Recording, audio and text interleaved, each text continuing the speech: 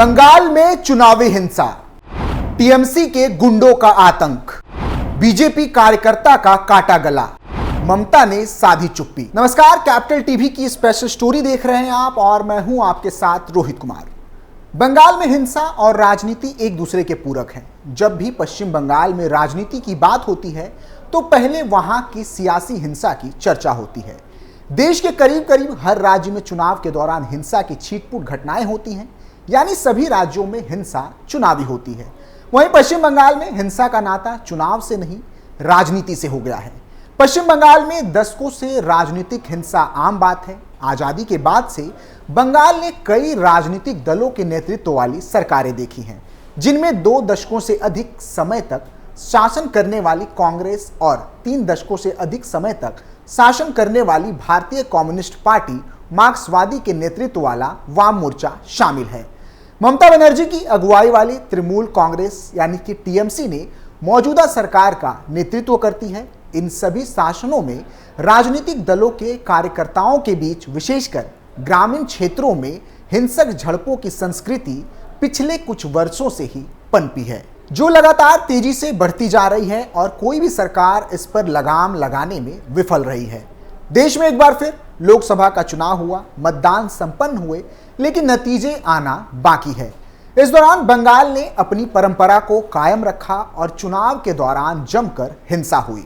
इस पूरे प्रक्रिया के दौरान कहीं देसी बम चले तो कहीं बूथ में लूटपाट हुई, लेकिन अंतिम चरण के चुनाव के दौरान जो कुछ घटित हुआ वो बेहद ही डरावना है।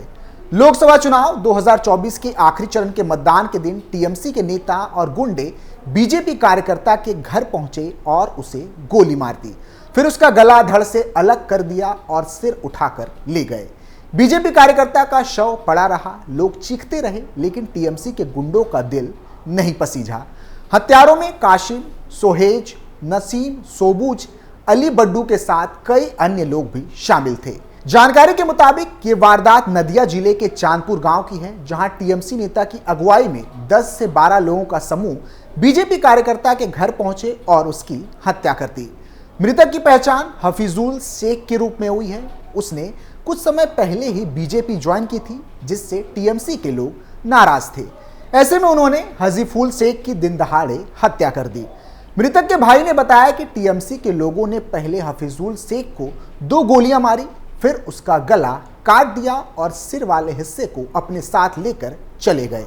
बता दें कि इस बार के लोकसभा चुनाव के आखिरी चरण में अकेले शनिवार को 2.5 हजार से ज्यादा शिकायतें सिर्फ पश्चिम बंगाल से मिली। शनिवार को पश्चिम बंगाल की 9 लोकसभा सीटों दमदम, बारासात, बशीरहाट, जयनगर, मथुरापुर, डायमंड हार्बर, जादवपुर, कोलकाता दक्षिण और कोलकाता उत्तर पर मतदान हुआ था, जिसमें राजनीतिक पार्टियों की तरफ से 2500 से ज्यादा शिकायतें मिली, जिसमें ईवीएम में गड़बड़ी, पोलिंग बूथ पर एजेंट्स को जाने से रोका जाना और वोटर्स को धमकाना आदि शामिल था। बीजेपी ने आरोप लगाया था कि टीएमसी कार्यकर्ता वोटर्स को धमका रहे हैं। बता दें कि बंगाल में पॉलिटिकल किलिंग का इतिहास पुराना है। पश्चिम बंगाल में राजनीतिक हिंसा की शुरुआत नक्सल आंदोलन के साथ हुई। 1960 से 1970 के बीच शुरू हुई नक्सली हिंसा धीरे धीरे राजनीतिक हिंसा में बदल गई। एक सरकारी आंकड़ों की माने तो इन 5 दशकों में पश्चिम बंगाल में राजनीतिक हिंसा में करीब 30,000 से ज्यादा लोग मारे जा चुके हैं, लेकिन सूबे में राजनीतिक हिंसा का दौर आज भी जारी है। पिछले 2 दशकों में सबसे ज्यादा मौत सिंगूर और नंदीग्राम आंदोलन में हुई। राजनीतिक जानकार इस बात से भी डरे हुए हैं कि जैसे जैसे राज्य में आम चुनाव होंगे, राजनीतिक हिंसा में बढ़ोतरी होगी। पश्चिम बंगाल में हिंसा का दौर 1960 के बाद शुरू हुआ। उसके बाद 1967 में राज्य में लेफ्ट पार्टी की सरकार आई, जो 2011 तक यानी कि 34 साल तक रही। एक आंकड़े के मुताबिक इन 34 वर्षों के दौरान राज्य में राजनीतिक हिंसा में 28,000 लोग मारे गए। ममता बनर्जी के नेतृत्व में हुए नंदीग्राम और सिंगूर आंदोलन को पश्चिम बंगाल की सरकार ने जिस हिंसात्मक तरीके से दबाया, वो ताबूत में आखिरी कील साबित हुई और 34 साल की लेफ्ट सरकार का पतन हो गया। लोगों को उम्मीद जगी, अब सरकार बदलने के बाद पश्चिम बंगाल में राजनीतिक हिंसा खत्म हो जाएगी, लेकिन ऐसा नहीं हुआ। पंचायत चुनाव हो या फिर विधानसभा या फिर लोकसभा चुनाव, पश्चिम बंगाल में हिंसा कम नहीं हुई। अब तो बिना किसी चुनाव के भी राजनीतिक कार्यकर्ताओं की हत्या और उन पर हमला आम बात हो गई है। कुछ साल पहले तक राजनीतिक हिंसा दो खेमे की लड़ाई तक सीमित थी, लेफ्ट और कांग्रेस। अब एक नए खिलाड़ी की आमद हुई है, भारतीय जनता पार्टी।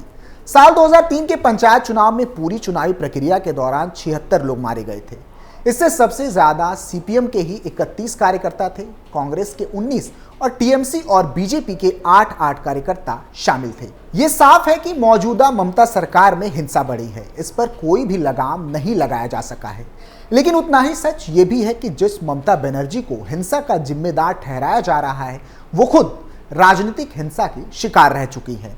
तब ममता बनर्जी कांग्रेस में थी और 1989 का लोकसभा चुनाव सीपीएम की मालिनी भट्टाचार्य से हार चुकी थी, लेकिन राज्य में सीपीएम सरकार के विरोध में आवाज उठाती रही। 16 अगस्त 1990 को कांग्रेस ने सरकारी बसों के बढ़े किराए के खिलाफ हड़ताल बुलाई थी। ममता जब पार्टी कार्यकर्ताओं के साथ कलकत्ता के हजारा इलाके में पहुंची तो सीपीएम के लोगों ने उन्हें घेर लिया और हमला शुरू कर दिया। ममता कई दिनों तक अस्पताल में भर्ती रही। कई साल बाद 2011 में लालू आलम ने ममता बनर्जी से माफी मांगी। उसने कहा था कि सीपीएम ने जबरदस्ती उससे हमला करवाया था। 2019 में उसे इस केस से बरी भी कर दिया गया। इसी तरह 21 जुलाई 1993 को ममता बनर्जी की अगुवाई में यूथ कांग्रेस का एक और प्रदर्शन हुआ। कांग्रेस राज्य में फोटो वोटर आईडी की मांग कर रही थी।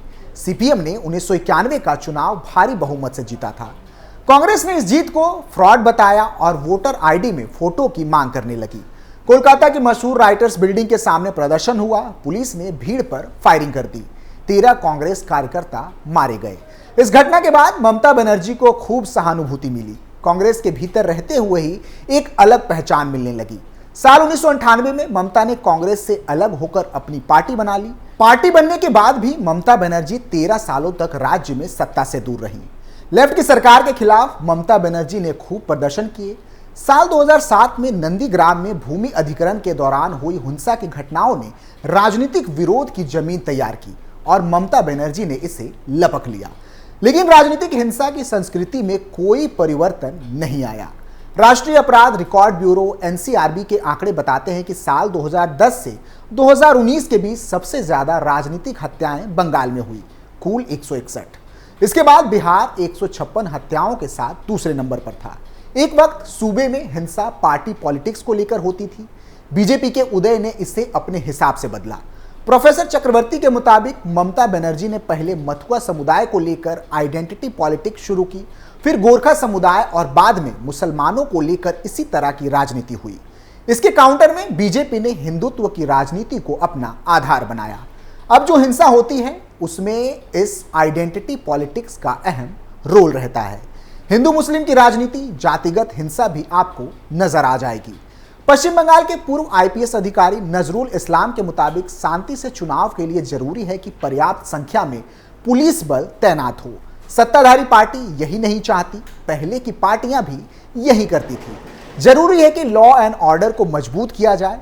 जितनी कम पुलिस फोर्स होगी, ममता बनर्जी की पार्टी को उतना फायदा होगा। बहरहाल कलकत्ता हाईकोर्ट ने पंचायत चुनाव के लिए केंद्रीय बलों को तैनात करने के आदेश भी दिए थे। राज्य चुनाव आयोग ने जिन 7 जिलों को संवेदनशील बताया था वह सेंट्रल फोर्सेस की तैनाती होगी। क्या यह हिंसा को रोक पाएगी?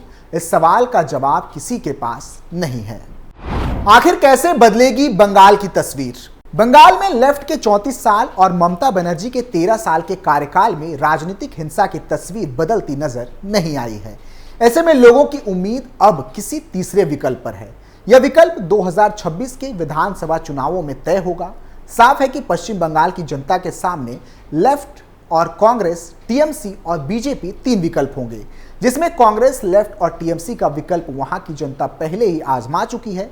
ऐसे में बीजेपी अपने आप को राज्य में मजबूत विकल्प के रूप में देख रही है। शायद इसीलिए बीजेपी ने पश्चिम बंगाल में अपनी पूरी ताकत झोंक दी है और मौजूदा लोकसभा चुनावों में भी टीएमसी को बैकफुट पर ढकेलने का काम किया है। मोदी और अन्य बड़े नेताओं ने बंगाल में ताबड़तोड़ रैलियां की और अपनी जीत को पक्का करने का प्रयास किया है।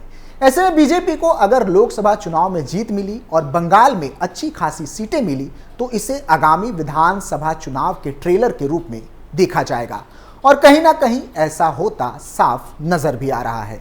फिलहाल के लिए इतना ही। आप देखते रहिए कैपिटल टीवी उत्तर प्रदेश। नमस्कार।